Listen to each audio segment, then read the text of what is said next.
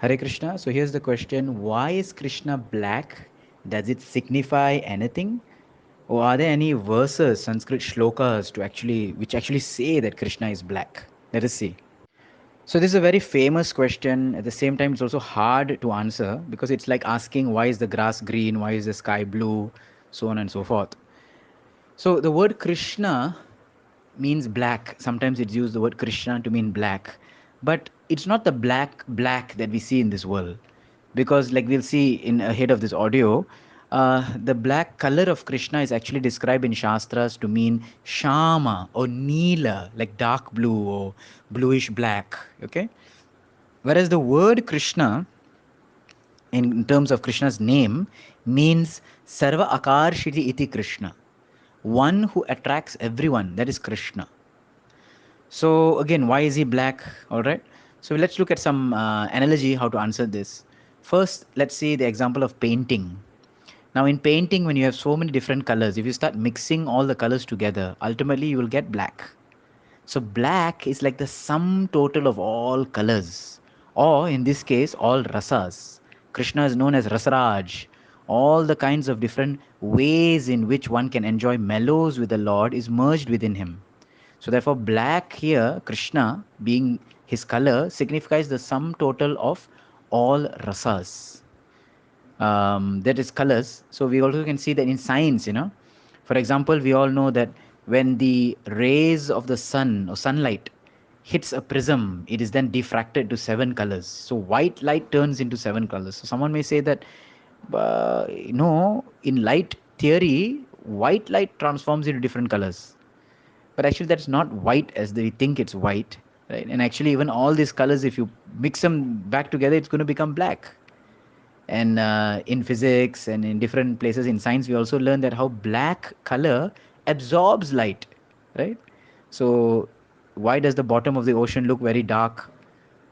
Is it because it's blacker down there? It's not blacker down there.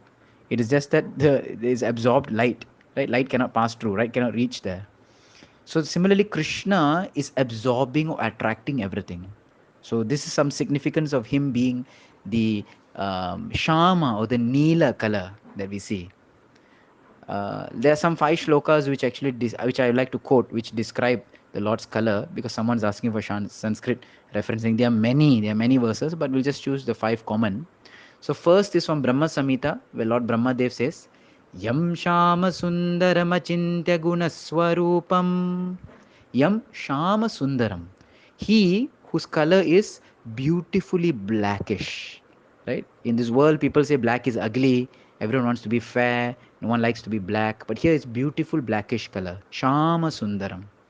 Right? Achintya. You cannot imagine. So we know that the Lord's form is not of this world. We cannot compare it to anything in this world.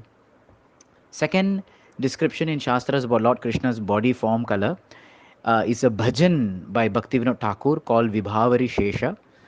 There he mentions Thakur Bhaktivinoda. Navina Nirada Rupa Manohara. Navina Nirada. Navina means new. Nirada means rain cloud. Nira means water. Da means that which gives water. What gives water? Rain clouds. Right? So it's like a fresh rain, new fresh rain cloud. That's the color of Krishna.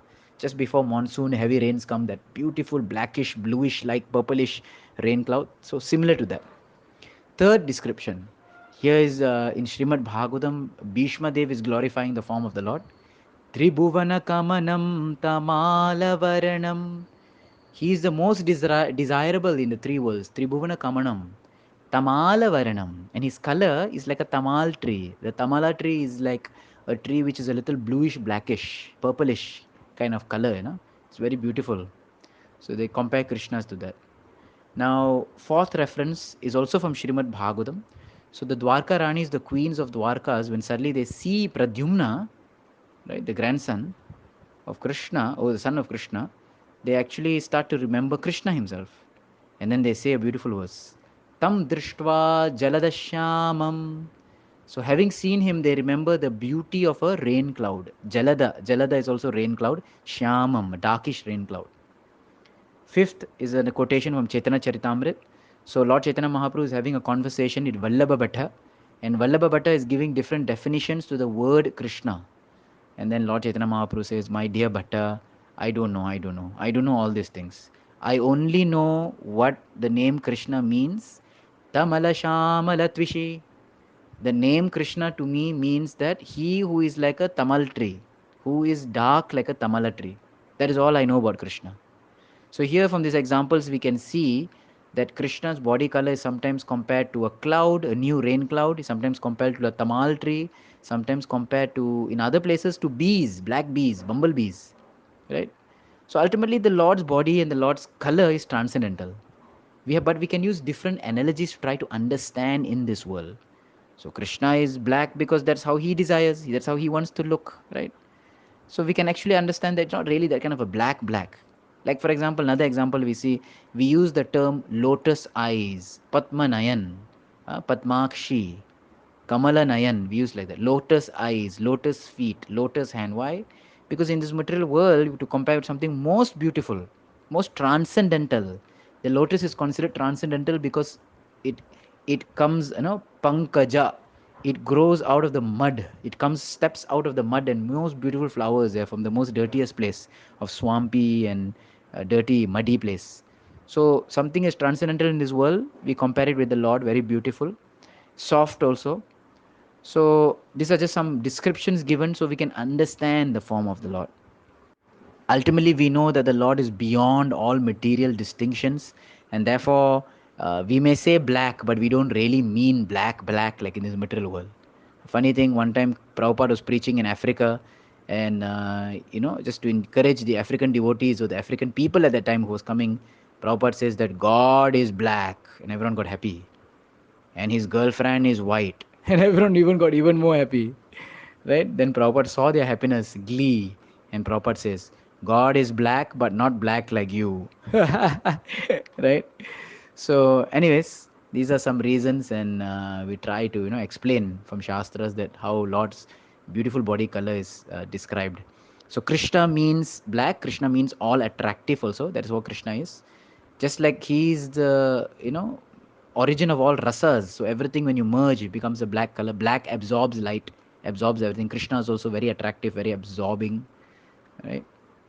And we also know that his bodily effulgence or color is compared to sometimes cloud, compared to sometimes the tamal tree, compared to sometimes the bumblebees. So in this way, the beauty of the Lord is very much appreciated and loved by the devotees. Hare Krishna.